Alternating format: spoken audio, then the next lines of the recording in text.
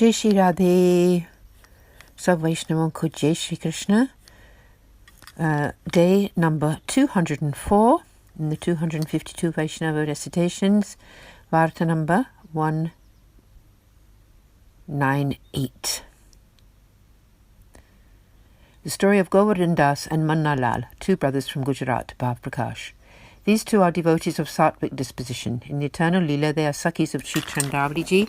Their names are Devaki, Govardhan and Yashoda Manalal. They manifest from Shandilya Muni and are thus personifications of his divine loving sentiment. They were born into a Brahmin family in Gujarat. They were 20 and 22 when their parents died. They then set off on a pilgrimage. Part 1. Two brothers came to Gokul. Sri Gosaiji had made the lunchtime offerings to Sri Navneet Priyaji and then gone to Sri Mataji to bathe and perform his midday prayers. Govardhan and Manna Lal had come there with a group of Vaishnavas. They caught sight of Sri Gosaiji and immediately had the desire to become his disciples. Sri Gosaiji went back to the temple for the lunchtime services and the Vaishnavas set up camp and then came to the temple. They had the holy sight of Sri Navneet Priyaji. After the completion of the Seva, Sri Gosaiji came to his Betak and all the Vaishnavas came there to see him. The two brothers were with them and supplicated, "O Maharaj, please accept us into your shelter." He initiated them with the Lord's name. They requested him to also grant them Brahma Sambandh. Sri Gosaiji told them to fast for one day, which they did, and when they approached Sri Gosaiji, he told them to go to bathe in Sri Yamanaji and come back wearing pure clothes. Thereafter he granted them Brahma Sambandh in front of Sri Navneet Priyaji, and they became most blessed Vaishnavas. Thereafter, whenever there was anything they did not understand, they would ask Sri Gosaiji and he would allay their doubts. They learnt all about the path of grace from him. They took permission from Sri Gosaiji and proceeded on a tour of Vraja. When they had completed their Vrajayatra, they came to Sri Najidwar. They stayed there for some time and regularly enjoyed the holy sight of Sri Govardhan. Then they came to Gokul and had the holy sight of Sri Navneet Priyaji at the lunchtime Rajbhog services. When the group of Vaishnavas with whom they had travelled went back to Gujarat, these two brothers remained in Gokul. They then humbly requested Sri Gosaiji to grant them one Sri Thakurji to serve, and Sri Gosaiji gave them one Sri Thakurji Swarupa. The two brothers began to serve Sri Thakurji very lovingly. They stayed blissfully in his seva for many days before requesting Sri Gosaiji's permission to return to their home. He granted his permission and they arrived home after quite a few days of travel. They served their lords very nicely and honoured any Vaishnava who came to their home, letting them stay there with them. They enjoyed satsang with the Vaishnavas and discussed the path of grace with them. Sri Thakurji very soon granted them his direct experience. Bhav Prakash. The moral of this story is that Sri Thakurji is pleased when the Vaishnavas gather together to discuss divine matters. He then reveals himself. Therefore it is the duty of Vaishnavas to listen to and recount his glories. Shravana Kirtana. Thus concludes Varta 198, the story of Govardhan and Manna Lal, who were the recipients of Sri Gosaiji's great grace and accomplished Vaishnavas. There is no end to their tale. Varta 199. The story of one Brahmin from Gujarat who was an astrologer or fortune teller. Babkash. This is a devotee of Rajasi disposition. In the eternal Leela, his name is Sagun, who was an excellent dancer. She manifests from Nritya Kala and is thus a personification of her divine loving sentiment. He was born into a Brahmin family in Gujarat. When he was but a child, he met a fortune teller who was also an astrologer. The Brahmin also became qualified in astrology and fortune telling. When he was 20, his parents died one after the other, and he subsequently left his village to pilgrimage. Part 1. Once a group of Vaishnavas set out from Gujarat to see Sri Gosaiji. The Brahmin came with them. He was very adept at fortune-telling and was well read. He came to Gokul. When he caught sight of Sri Gosaiji, he requested him to fulfill his life by accepting him as a disciple. Sri Gosaiji told him to go to bathe. He did so and then again humbly asked for initiation with the Lord's name. Sri Gosaiji granted him initiation with the Lord's name and the Brahmin gave him a donation. He then had the holy sight of Sri Navneet Priyaji and Sri Gosaiji blessed him with a plate of Mahaprasad. He partook of the Mahaprasad and then in the afternoon had the holy sight of the Lord at the time of the Uttapan services and then at the evening, Sen Arti. He took Sri Gosaiji's leave with the intention of having the holy sight of Sri Govardhan. He was leaving the village of Gokul when he saw some auspicious omens and so returned to Gokul. Sri Gosaiji asked him why he had come back so quickly. He said, "O Maharaj, there were some auspicious signs." Sri Gosaiji spoke out. "How can they ever be anything inauspicious about going to have the holy sight of Sri Govardhanaji?" Bhav Prakash.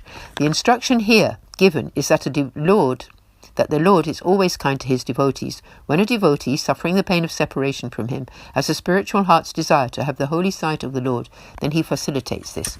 If a person does not have such longing, and only considers the auspiciousness of the act, then there will surely be some obstruction along the way. When a devotee is pining for the holy sight of the Lord, that is when they should go. Part 1 continued.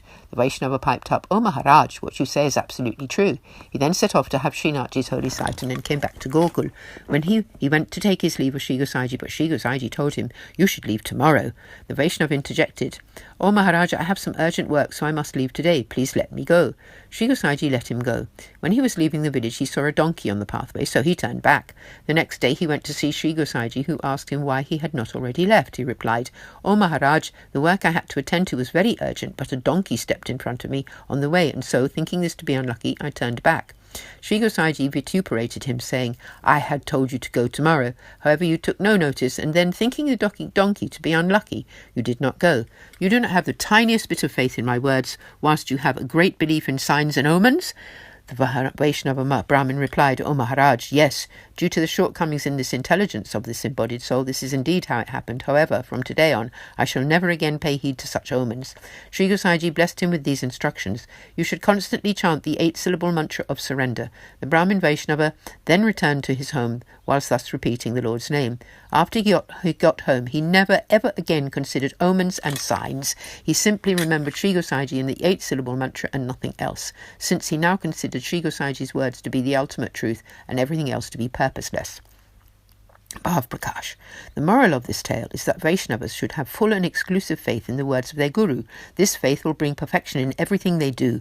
If one looks at the astrological aspects before setting out to do whatever they do or go somewhere, then this is considered to be taking refuge elsewhere, anyashare, being disloyal to one's beloved Lord. Therefore one should take shelter and have exclusive trust in only the Lord and his name, nothing and no one else. For a Vaishnava on the path of grace, that day is considered to be the most fortunate when they have the holy sight of the Lord, making seva to him and remembering him. Surdasji has sung, Rag Vihag. The truly good day is the one when you meet Gopal. The Ved, Puran and astrology are merely thieves that tie a noose around your heart. If you inquire of them, they will answer. If not, they don't care. The lotus, fish and frog all thirst after water. For them every cloud is full of nectar. Heeding good or bad fortune, fulfillment or liberation, the movements of clouds or sneezes, all planets are good in their own place. So then, why was Sita kidnapped? Listen, O Uddhav. You came to Vraja like a foolish bee, trying to steal our nectar, but you had to wear the forehead mark of disgrace. The poor poet Surdas now states, rules and regulations, righteous practices, fasts and austerities are just worthless shells for the one who has love for the Lord. Therefore, a Vaishnava should not reference the Ved, Puran, nor the astrology text with the mind seeking solutions. The favourable results that they promise are for ignorant embodied souls who are just beginning to enter the path of righteous behaviour. When a child does not want to take a bitter medicine, then one offers them sugar candy. In the Shastras, such rewards are promised. However, Vaishnavas have no such desire for rewards. For them, only Sri Thakurji and none other is their desired reward. A day when they meet him is known to be the best day. The strongest desire is only for Sri Thakurji. When it is not Sri Thakurji's wish for something to happen, then even if one looks for auspicious signs, still it will not bear fruit. When it was the time for Sri Ramachandra to be crowned king, every planet was suitably aligned and the great Vashishtaji was presiding. Still he had to leave and go to the forest where Sitaji was kidnapped. This is an example of the Lord's own wish being the deciding factor in all actions. A Vaishnava's only duty is to take refuge in the Lord alone. Thus concludes Varta 199, the story of the Brahmin from Gujarat who was an astrologer. He was the recipient of Sri Gosaiji's great grace and thus an accomplished Vaishnava. There is no end to his tale. Aaj ke bade bade anand ki jai ho. Sab Vaishnavon ko jai Shri Krishna. Jai Jai Shri Radhe.